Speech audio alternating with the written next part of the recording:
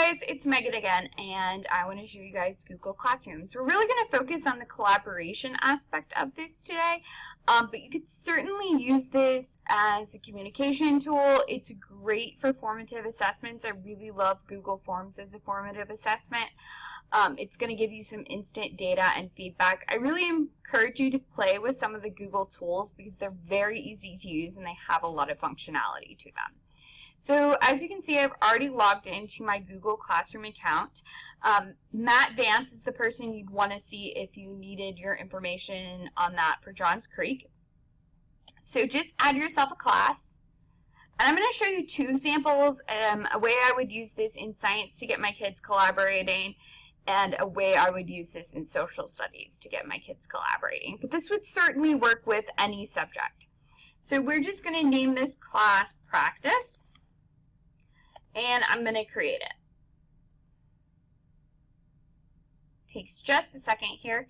You can select your themes, change things around, make it however you want, but we're just going to stick with the standard one that pops up.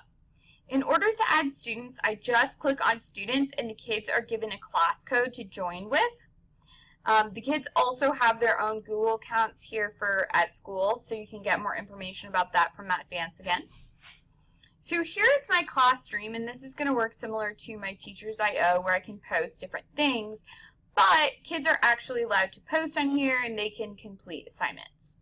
So the first thing I have is create an announcement. So if I have upcoming tests, upcoming projects, I could use that. But we're going to work with create an assignment. So we want to post this in practice, and we're going to title this, What is a Mole? I can choose a due date for this, a certain topic perhaps. I can attach things, get things from my Google Drive, which I'm going to show you on the social studies end. But we're actually going to upload a YouTube video here. So go ahead and you can see here what this looks like. I can just enter the URL. So I got this from TED-Ed, which is one of my favorite resources. We're just going to scroll down. And you guys can see I'm not really reinventing the wheel here. There's a ton of great math and science TED-Ed things, and they're really, really short. Remember that the kids don't actually have access to YouTube at school here, so this would be more of a flipped lesson. So when I click on share, I'm just going to copy and paste my video in here, and it's going to add it. So the kids have this, so I can assign this, and I'm going to add some instructions. So again, from the TED-Ed, they have these open-ended questions. So I'm going to do a copy and paste here again. What do you think chemists prefer, or why do you think chemists prefer using the mole? So this is, like you guys can see, a very easy assignment to assign at home. So I'm going to assign it, and it's going to tell me who's watched it and who hasn't. But it also allows kids to comment. So kids can comment on this. So I might say, because it's a simple measure, and I can post that. And then another kid could add another comment on here and just kind of collaborating and talking about what they saw on the video.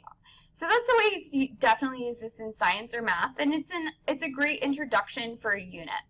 Let me show you guys how I would use this in social studies. So again, we're going to go to create an assignment, and this time we're going to use this as a DBQ.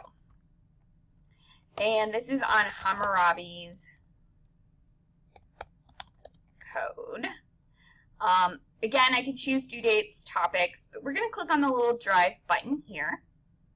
And you're going to see that it actually is really cool. It pulls up anything I've saved in this. So I'm going to click on my Hammurabi code, DBQ. And this is something I had from the Stanford SHEG, which provides DBQ questions. So we're going to start with assigning this. And then I'm going to go back to my Gmail. You can see here, and go to my drive. Let me move my face here. Go to my drive. And this is another really good way to get kids to collaborate. So I'm going to focus in on a topic I want the kids to get to know about Hammurabi's code. So we're going to start with a new document. And this is very similar to Word. If you've never played with Google Docs, it's very easy to use. And I'm going to insert myself a table here. So I've got document A, document B, and document C, and I want to know the kids' reaction.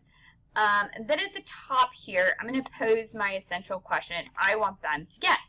So what can we learn about Babylon from Hammurabi's code? And then I'm just simply going to say document A, or document 1, document B, document C. And I can share this. So there's one thing you want to do. We're going to save this. You want to make sure when you hit Get Shareable Link that you can either do anyone with Fulton County can view, which is good, or they can comment. So we're going to choose comment, which means, or you can choose edit, either or, which means that the kids who get links are actually going to be able to go in and edit this document. So let's hit done, and let's go back to Google Classroom. And again, this is just more of a collaboration tool.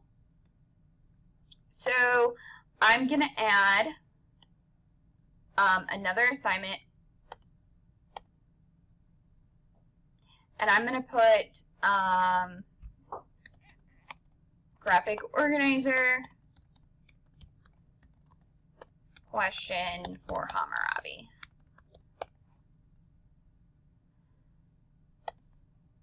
And I'm going to say list evidence that answers the question. So again, this would be a good classroom item. So we're going to go back to our drive here. And you can see him right here. I can assign it. And then kids can go on here and type in evidence they see. So in document 1, it might be that there were punishments based upon class. And then anybody in the class can go in and collaborate on this list and add their ideas and thoughts so that you could bring this up in class the next day and kids could comment on it, and we could come up with a list on what they learned about Hammurabi. Something else I can do in Google Classroom is create questions.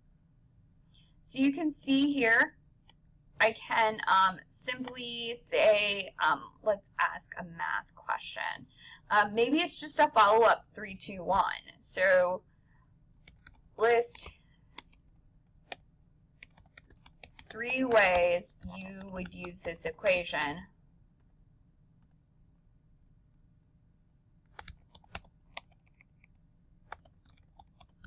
outside of class.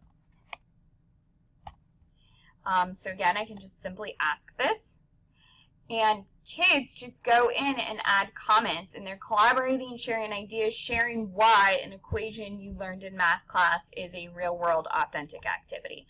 So this is just a basic breakdown. If you guys have questions, come see me and I'm happy to help.